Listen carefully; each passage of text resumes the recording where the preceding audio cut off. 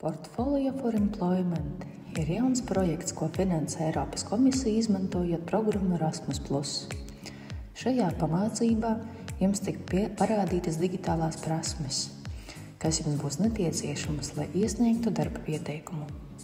Vispirms aplūkosim, kā izveidot bezmaksas Gmail kontu un izmantot e-pasta darba vajadzībām.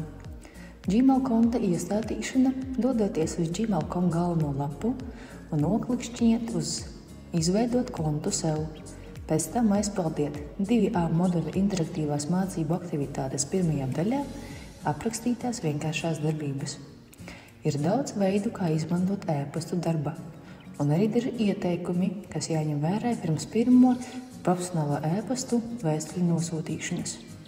Piemēram, pasūtījuma apstiprināšana, tikšanās organizēšana, informatīvo biļetiņu sūtīšana. Šeit ir daži noderīgi ieteikumi. Īsie e-pasta ziņojumi, pārdomājiet, kādu valodu lietojat un veidojiet e-pasta vēstuli profesionāli. Pirms nosūtīšanas izlasiet e-pasta vēstules, neesiet rupji un centieties nelietot pārāk pazīstamus izteicienus. Atcerieties GDPR un izvairieties no vienas un tās pašas e-pasta vēstules nosūtīšanas vairākiem saņēmējiem vienlaikus, jo tas parāda viņu e-pasta adreses citiem bez viņu atļaujas. Tagad, pateicoties Gmail kontam, jums ir piekļuva arī Google Disk un visai bezmaksas Google App pakalpojumu saimei. Tas ietver Google dokumentus, lapas, diapozitīvus un disku.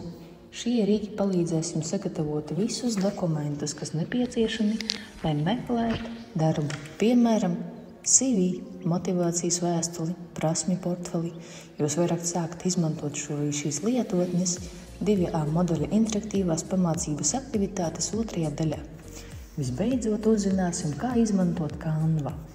Canva ir lielisks tiešsaistes rīks, ar kura palīdzību var redigēt CV, attēlus, izveidot dizainu sociālajiem mēdījiem, izstrādāt logotipus, portfolio un prezentācijas.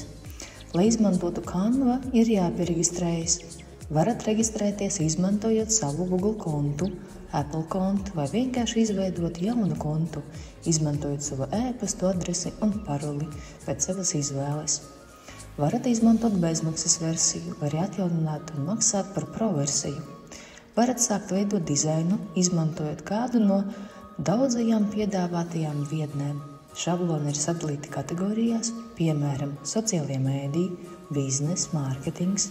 Pēc tam varat saglabāt savu dizainu PDF, JPG un PNG failu formātā, lai to augšiepielādētu, publicētu vai izdrukātu. Varat sākt izmantot Canva 2A moduļu interaktīvās mācību aktivitātes 3. daļā. Kad esat noskatījies šo pamācību, izmēģiniet interaktīvo mācību uzdevumu. Tas palīdzēs jums gūt jautru, patstāvīgu mācību pieredzi. Kad esat beiguši, varat salīdzināt savas bildes ar PFE komandas sagatavotiem atbilžu paraugiem un norādījumiem. Ja jums ir kādi jautājumi, vienmēr var sazināties ar savu izglītības pasniedzēju.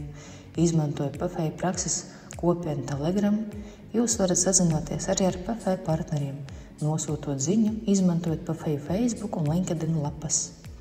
Atstājot komentāru zem video PFE YouTube kanālā vai pa e-pastu izmantojot PFE tīmekļa vietni.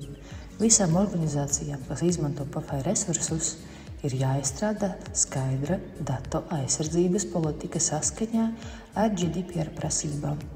Veiksmi un jautri apgūstiet šīs aizraujošās digitālās prasmes.